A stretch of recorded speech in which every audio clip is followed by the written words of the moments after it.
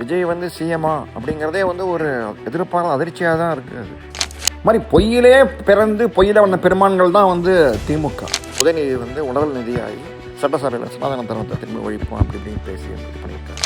மாதிரி பொய்யெல்லாம் வந்து பரப்பி தாவேக்கா ஆட்சியை பிடிச்சிட்டாங்க, விரைவில் உண்மையெல்லாம் வெளில வரும் அப்படி இப்படின்னு இருக்காரு.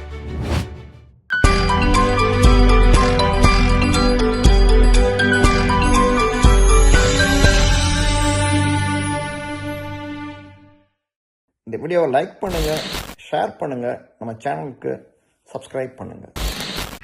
விஜய் டிவிகே மேலே டிஎம்கேக்கு ஏன் பயங்கர ஆத்திரம் அப்படின்னு பார்த்தோம்னா, நமக்கு கை வந்தது தான் வந்து பொய்யும் புரட்டும். டிஎம்கே பார்த்தீங்கன்னா வந்து எப்போவுமே வந்து உடான் சூட்டு தான் வந்து ஆட்சியை பிடிச்சிருக்காங்க. இவங்க நமக்கு மேலே இருக்காங்களே அப்படிங்கிறது தான் செம்ம கடுப்பாக இருக்குது டிஎம்கேக்குன்னு தோணுது.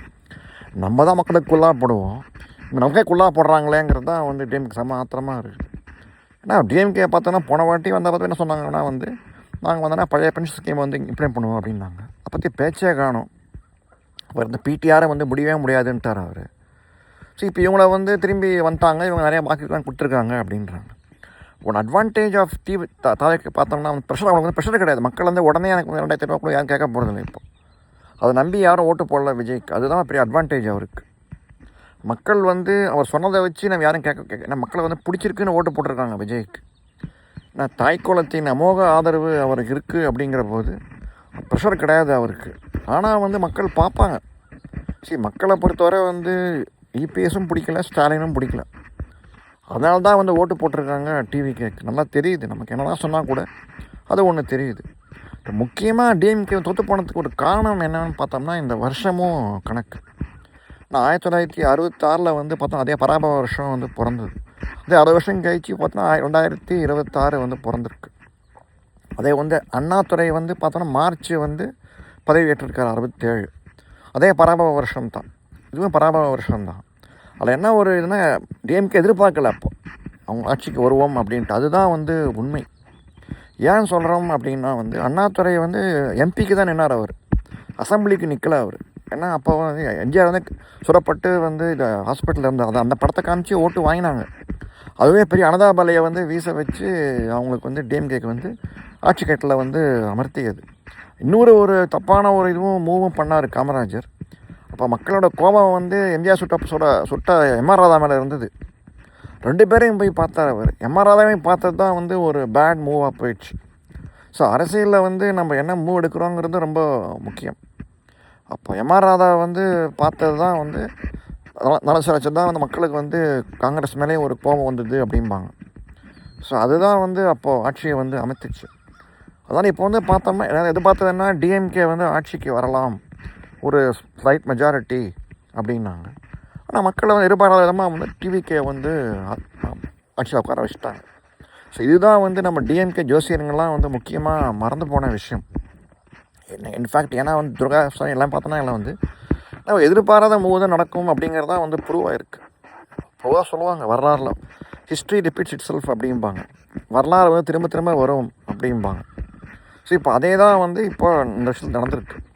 யாருமே எதிர்பார்க்கல டிவிகே விஜய் வந்து சிஎம் ஆவார், நம்மளே எதிர்பார்க்கல. இப்போவும் பார்த்தோன்னா அதிர்ச்சியாக தான் இருக்குங்க மக்களுக்கே. வந்து விஜய் வந்து சிஎம்மா அப்படிங்கிறதே வந்து ஒரு எதிர்பாராத அதிர்ச்சியாக தான் இருக்குது. அது அவருக்குமே அதிர்ச்சியாக தான் இருந்திருக்குன்னு நமக்கு தோணுது. ஏன்னா வந்து இப்போ சரசரையில் பார்த்தோம்னா வந்து சொன்னால் கூட இவர் வந்து கம்முன்னு தான் இருக்கார் இவர் விஜய். திரும்பி பதில் சொல்ல முடியல அவரால் உடனுக்குடன். ஸோ அப்படிங்க அவரே எதிர்பார்க்கல தான் சிஎம் ஆகும் அப்படின்ட்டுன்னு தோணுது நமக்கு. நம்ம எல்லாமே எதிர்பார்த்தேன்னா ஒரு சிம்பிள் மெஜாரிட்டி வரும், ஸ்லைட்டாக ஒரு இது இருக்கும், ஒரு ஓட்டை பிரிப்பாங்க, விஜயகாந்த் மாதிரி கெடுப்பார் வாய்ப்புன்னு. பட் அவருக்கே வந்து மக்கள் வந்து ஓட்டு போட்டு தேர்ந்தெடுத்துட்டாங்க. பட் இதில் இன்னொன்று இருக்குது. எல்லாருமே வந்து சர்வே எல்லாருமே வந்து அவங்க வந்து தோற்று போனது என்னென்னா பார்த்தோம்னா டிவிக்கே வந்து ஒரு காம்படிட்டராகவே வந்து இவங்க கருதலை. அதுதான் விஷயம். அதனால தான் வந்து பார்த்தா எல்லா சர்வேயும் வந்து தப்பாக போயிடுச்சு. தாவேக்கா வந்து ஆட்சிக்கு வரும், மக்கள் ஆதரவு இருக்குது அப்படிங்கிறத வந்து தெரிஞ்சிருந்ததுன்னா டிவிகே பற்றியும் கேட்டிருப்பாங்க, கேள்வி கேட்டுருவாங்க மக்கள்கிட்ட. யாருமே கேள்வி கேட்கவே இல்லை டிவிகே வந்து பற்றி. அதுதான் வந்து தோற்று இவங்க சர்வேல ஈடுபடாததுக்கு காரணம்னு அப்படின்னு தோணுது. ஆனால் நம்மளே வந்து நான் இது 4-5 பேர்கிட்ட கேட்டதை கூட பார்த்தோம்னா வந்து மெட்ராஸ்லாம் சுற்றி ஆட்டோஸ் போயிட்டு இருந்தபோது கூட கிட்டத்தட்ட பாதி பேருக்கு மேலே ஆட்டோ டிரைவர்ஸ் வந்து நாங்கள் வந்து டிவிக்கே தான் ஓட்டு போட போகிறோம் அப்படின்னாங்க. வீட்டில் வந்து இது பண்ணுறாங்க, ஃபோர்ஸ் பண்ணுறாங்க, நான் என்ன பண்ணாலும் சரி வந்து என் வீட்டில் இருக்கிற ஓட்டு வந்து டிவி கேட்க தான். ஸோ தாய்க்குலத்தின் அமோக அதனோட வந்து விஜய் வந்து ஆட்சிக்கு வந்திருக்கார். ஸோ அதனால தான் வந்து அவங்க வந்து ஜெயிக்க முடிஞ்சு. ஏன்னா பொதுவாக வந்து விஜய்க்கு வந்து ஃபீமேல் ஃபேன்ஸ் தான் ரொம்ப ஜாஸ்தி மேல் ஃபேன்ஸை விட. அதை வந்து ஒத்துக்க வேண்டிய விஷயம். அதனாலேயே வந்து நிறைய பேர் ஓட்டு போட்டிருக்காங்க. இப்போ நானே வந்து பெட்டிக்கு என்ன சொல்ல யங் கேர்ள்ஸ் கூட சொல்லி தான் எங்கள் அம்மா வந்து விஜய் ஃபேனு. அதனால் வந்து அவங்க ஓட்டு போடுவாங்க விஜய்க்கு தான். நான் வந்து ஓட்டு அதனால தான் நானும் ஓட்டு போடலான்னு இருக்கேன் அப்படின்னாங்க. ஸோ வீட்டில் வந்து பயங்கர ப்ரெஷர். ஸோ விசில் வந்து செமையாக ஊதியிருக்கு. அதுதான் காரணம் விஜயோட கட்சி ஜெயிச்சதுக்கு. ஸோ அதனால் திமுக வந்து மெயினாக அவங்களோட எல்லாமே வந்து போய் சப்போர்ட் பேஸே வந்து ஆட்டம் கண்டு வச்சுட்டார் விஜய். முஸ்லீம் ஓட்டையும் வாங்கிட்டார் அவர். முஸ்லீம் ஓட்டையும் பிரிச்சுட்டார். ஏன்னா முஸ்லீம் ஓட்டில் வந்து ஃபீமேல் ஓட்ஸ் வந்து இவருக்கு வந்திருக்கு, விஜய்க்கு வந்திருக்கு. ப்ளஸ் கிறிஸ்டின் ஓட்டும் இவருக்கு வந்திருக்கு. சரி, என்ன இவங்கெல்லாம் வந்து டிஎம்கே ஏடிஎம்கேலாம் மைனாரிட்டி ஓட்டு வேணும்னு இப்படி தான் என்ன புரிஞ்சிக்காமல் இருக்காங்கன்னா, சரி மைனாரிட்டி வந்து பெரிய கட்சிக்கு ஓட்டு போடுவாங்க. எப்போ போடுவாங்கன்னா தாங்க வந்து ஒரு மைனாரிட்டியாக இருக்கும், ஒரு தலைவர் வராத போகுது. இப்போ விஜயே வந்து மைனாரிட்டியாக சமயத்தை வரும்போது ஜோசப் விஜய் அப்படின்னு சொல்லிக்கும் போது டெஃபினட்டாக அவங்க ஓட்டு வந்து அவங்களுக்கு தான் போகும். ஓகே, தன்னை சேஞ்சாக வந்து வரான்ப்பா அப்படிங்கிற ஒரு உணர்வு தான் வரும். ஸோ அதில் டெஃபினட்டாக வந்து விஜய் வந்திருக்காரு. ஸோ மைனாரிட்டி ஓட்டு ஃபுல்லாக வந்து கிட்டத்தட்ட 70% கிட்டத்தட்ட போயிருக்கு அவருக்கு. அதுதான் ஒரு மெயின் காரணம். இப்போ டிஎம்கே வந்து திரும்பி ஆராயணும், முதலேருந்து திரும்பி ட்ராயிங் போர்டு போகணும், என்ன பண்ணலாம் அப்படின்ட்டு. அந்த ஒரு இதில் தான் என்ன பண்ணுறதுன்னு தெரியாமல் தான் உதயநிதி வந்து உடல் நிதியாகி சட்டசபையில் சனாதன தர்மத்தை திரும்பி ஒழிப்போம் அப்படி இப்படின்னு பேசி இது பண்ணியிருக்காரு. அவருக்கு என்ன தெரிஞ்சிருக்குன்னா, சட்டசபை என்ன பேசினா வந்து கேஸ் பண்ண முடியாதுன்றது அவருக்கு ஒரு தைரியம் இருக்குது. சுப்ரீம் கோர்ட்டே வந்து இந்த ரூல் சொல்லியிருக்கு. இது மாதிரி சட்டசபை என்ன பேசினா கவலை கிடையாது, நான் வந்து பேச்சு சுதந்திரம் வேணும் அப்படின்னு சொல்லியிருக்காங்க. அந்த ஒரு தைரியத்தில் அந்த மாதிரி பேசியிருக்காருன்னு நமக்கு தோணுது. நியூஸில் பார்த்தோம், இது மாதிரி ஸ்டாலின் சொல்லியிருக்காரு, இது மாதிரி பொய்யெல்லாம் வந்து பரப்பி தாவேக்கா ஆட்சியை பிடிச்சிட்டாங்க, விரைவில் உண்மையெல்லாம் வெளில வரும் அப்படி இப்படின்னு இருக்காரு. இல்லை என்ன வேடிக்கைன்னா, டிஎம்கேவோட வரலாறுலே பார்த்தோம்னா வந்து பொய்யிலே பிறந்து பொய்யிலே வளர்ந்த பெருமானைன்னா பாடலாம் அவங்கள பார்த்து.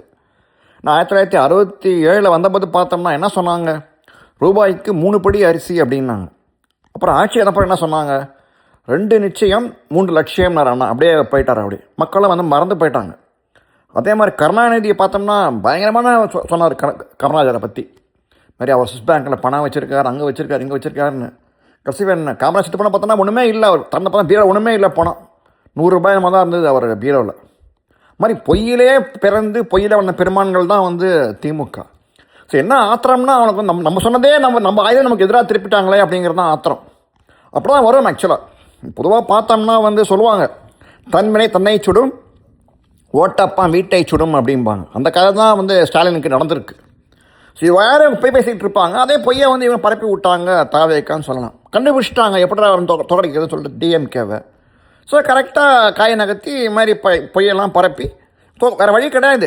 ஏன்னா முந்தி பார்த்தோம்னா கூட இவர் பழனிவேல் ராஜனை வச்சு மினிஸ்டர் அந்த என்ன சொன்னார், ஒரு வாட்டி பேட்டில் சொன்னார், 30,000 கோடி அடிச்சிட்டாங்க ஒரே வருஷத்தில் மாமனும் மச்சானும் அப்படின்னாரு.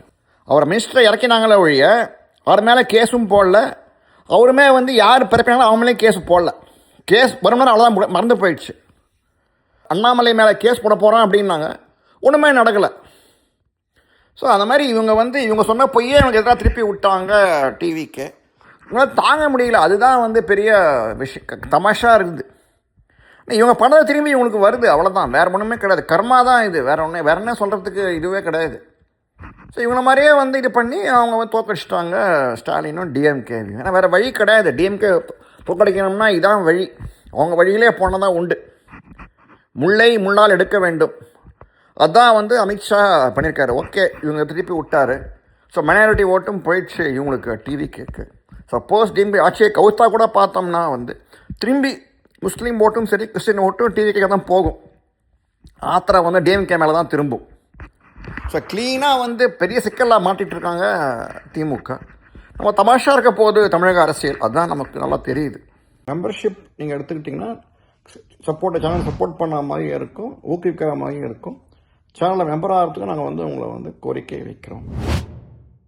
விஜய் டிவிகே கட்சி ஆட்சிக்கு வந்த உடனே வந்து மின்வெட்டு வந்துடுச்சு. அது என்ன வேடிக்கைன்னா, எடுத்த உடனே வந்து பார்த்தோம்னா திமுக அரசை வந்து ப்ளேம் பண்ண ஆரம்பிச்சிட்டாங்க. பொதுவாக வந்து ப்ளேம் பண்ணுறது கொஞ்சம் டைம் ஆகும். ஸோ இப்போ முதல்லே வந்து இப்போ ப்ளேம் பண்ண ஆரம்பிச்சோன்னா என்ன ஆகும்னா எங்களுக்கு டைம் வந்து கம்மியாயிடும். ஒரு கதை தான் ஞாபகம் வருது. அதாவது ஒரு ஃபுட்பால் கோச் வந்து ஒரு புது டீமை வந்து ஜாயின் பண்ணாராம். பழைய கோச்சு போனப்புறம் இவர் வந்து ஜாயின் பண்ணாராம். பட் அவர்கிட்ட வந்து பழைய கோச் வந்து 2 ஆன்வலப் வந்து கொடுத்துட்டு போனாராம். ஸோ இந்த முதல் ஆன்வலப் வந்து நிறைய ப்ராப்ளம் சந்திக்கும் போது நீங்கள் வந்து இதை வந்து ஓப்பன் பண்ணணும் அப்படின்னு சொல்லிட்டு, அப்புறம் திரும்பி செகண்ட் ஆன்வலப் வந்து அகெயின் ப்ராப்ளம் வரும்போது நீங்கள் வந்து ஓப்பன் பண்ணணும் அப்படின்னாங்களாம். ஸோ அது மாதிரி பார்த்தோம்னா இவர் வந்து இது மாதிரி கோச்சாக அட்டன் பண்ணார். கொஞ்ச நாள் வந்து டீம் கொஞ்சம் முன்னுக்கு வர மாதிரி இருந்தது. அப்புறம் மறுபடியும் தோக்க ஆரம்பிச்சிட்டாங்க வழக்கம் போல். ஸோ இவங்க தோக்க ஆரம்பித்தோன்னா உடனே இவர் என்ன பண்ணாருன்னா, சரி ஞாபகம் வந்தது, ஓகே அந்த ஆன்வலப் வந்து ஓப்பன் பண்ணுவோம் அப்படின்னு சொல்லி திறந்து பார்த்தாராம். திறந்த உடனே பார்த்தோம்னா அதில் வந்து ப்ளேம் இட் ஆன் மீ அப்படின்ட்டு இருந்ததும், எல்லா பழையும் என் மேலே போடு அப்படின்ட்டு இருந்ததும். சரின்ட்டு இவர் வந்து உடனே எல்லா பழையும் வந்து பழைய கோச் மேலே போட்டார். உடனே டீமுக்கு வந்து ஒரு உத்வேகம் வந்து திரும்பி கொஞ்சம் ஜெயிக்க ஆரம்பித்தாங்க. அப்புறம் திரும்பி கொஞ்ச நாள் கழித்து திரும்பி தோக்க ஆரம்பிச்சிட்டாங்க. என்ன பண்ணுறதுன்னு தெரில இவருக்கு. இவர் உடனே சரி அப்போ ஞாபகம் வந்திருக்கு இவருக்கு, சரி ஓகே இன்னொரு ஆன்வலப் இருக்குது, அதை வந்து பிரிப்போம், என்ன சொல்கிறாங்க ஐடியா கிடைக்குமான்னு பார்ப்போம். சரி திறந்து பார்த்தாராம். திறந்து பார்த்தவொன்னே என்னென்னா வந்து ப்ரிப்பேர் 2 more envelopes அப்படின்றது தான். இன்னும் 2 ஆன்வலப்பை வந்து தர நீ அப்படின்னா ஓப்பன் பண்ண, இன்னொரு 2 ஆன்வலப்ஸை க்ரியேட் பண்ண. அப்போ என்ன அர்த்தம்னா வேலையை விட்டு போகணும் அர்த்தம். இப்போ அதே தான் இப்போ டிவி கேட்க ஆப்போதுன்னு தோணுது. எடுத்த உடனே இப்போ நம்ம டிஎம்கே மேலே பழைய போடுறதுனால வேறு ஆப்ஷனே இப்போ இல்லை இவங்களுக்கு. இப்போ கொஞ்ச நாள் கழிச்சு திரும்பி வந்ததுன்னா திரும்பி இவங்க திரும்பி இது பண்ண போக வேண்டியது தான். இவங்க வேறு இது பதவி விட்டு போக வேண்டியது தான். ஸோ அதனால் வந்து எடுத்த உடனே போய் திமுகவை ப்ளேம் பண்ணுறதுங்கிறதுல வந்து எந்த விதமான பிரயோஜனமும் கிடையாது தாவேக்காக்கு. அவங்க என்ன பண்ண போகிறாங்க அப்படிங்கிறது தான் விஷயம். அப்போ தான் அவங்களோட திறமை வந்து வெளிப்படும். பார்ப்போம் எப்படி என்ன போகுதுன்னு.